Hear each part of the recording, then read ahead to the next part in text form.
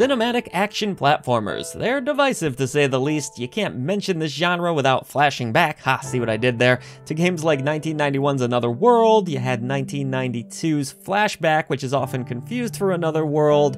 Of course, if you ask me, both games were heavily influenced by Prince of Persia, which is often referred to as the true original cinematic platformer, and honestly, rightfully so. But the trademark wonky controls of Flashback, Heart of Darkness, hell, even the Oddworld series aren't for everyone. Me personally, I love the feel of these games, while being fully aware of just how clunky and frustrating they truly are. And that leads me to today's review, Lunarc, a game that feels nearly identical to its predecessors, warts and all. In Lunarc, you'll control Leo, who, well, telling you too much about him is honestly kind of a spoiler. Leo is a courier, just going about his usual tasks when an unfortunate incident causes great destruction and turns him into the most wanted man in the galaxy, seemingly out of nowhere. While the story has a few exciting moments, most of the writing and dialogue is unfortunately on the blander side. I would have liked a bit more energy out of this script, but sadly the characters in Lunarc have potential, but that's really it. It's all just potential. There's no voice acting in the game, so you just get bland, kind of poorly written text, to be honest, that just could have used another pass-through. So yes, while the story is a bit of a dud, despite an interesting premise, Lunarc's gameplay will feel great for those that love this genre, and absolutely miserable if you either don't or have never played the cinematic platformers of yore. Leo plays a lot like an action figure. His jump is timing and rhythm based, a button needs to be held to hang from cliffs, and the combat is honestly pretty messy. Very specific precision platforming is a huge aspect of this game, and so too is the gunplay, which also feels incredibly wonky and will take you a while to get used to. Your gun doesn't have ammo per se, but if you use it too quickly, it can become worn out, and you'll have to wait a while for a meter to recharge in order to use it again.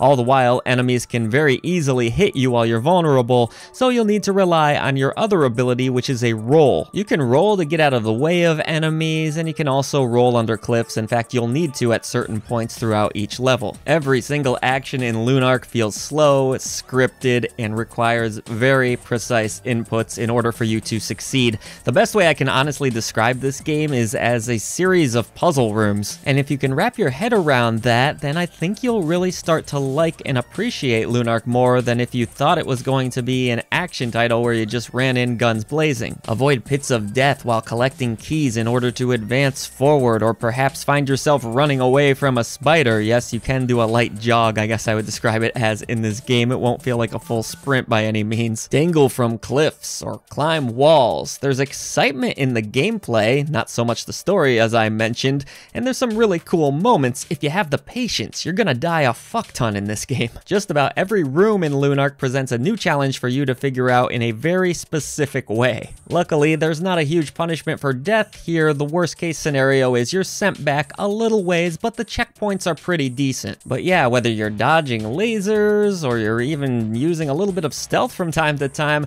there's no escaping it. The game doesn't feel great when compared to games of today, and to a degree that is by design. I know that sounds like an excuse, but it really is here. Me personally, I kind of knew what to expect, so I enjoyed the gameplay, but I fully understand a lot of you will, again, absolutely despise it. Alright, so the story failed to breathe life into this world, but the game is quite beautiful at times, especially those rotoscoped cutscenes. They just look fantastic, but I have to say, holy balls, is this game pixelated. It's a bit much even for me, so much that the experience was better while viewing it from a distance. I went like way back from my monitor, and that honestly was how I ended up preferring playing. There's no filters or anything like that I saw to smooth things out. It is a very, very pixelated game to the point where it's really hard to make out some of the finer details.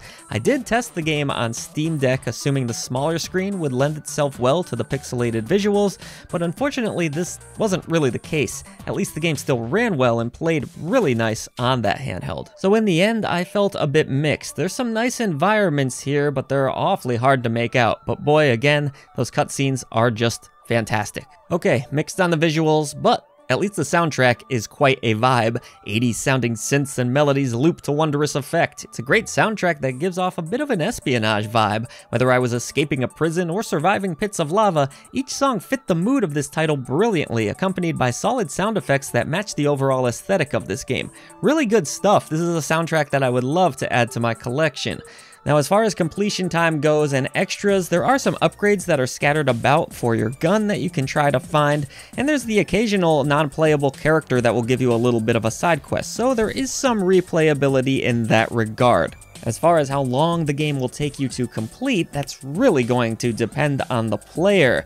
You can take a lot of deaths in this game, like I mentioned, and that could lead to a double-digit hour playthrough, or you might be able to speed through it under that. Really gonna depend on your skill there. It could take a while, though, if you're of average skill like myself. Lunarc is, well, in the end, designed for a very specific gamer and not a mainstream audience. If you grew up loving Another World, Flashback, Prince of Persia, or similar titles, I think you'll have a great appreciation for what they're doing here. It's clunky, it's frustrating, it's way too pixely, and yet it kept me playing, and I mostly was happy to be doing so. Lunarc is a tribute to the past that will feel like a game past its prime for some, and a treasure of the past for others.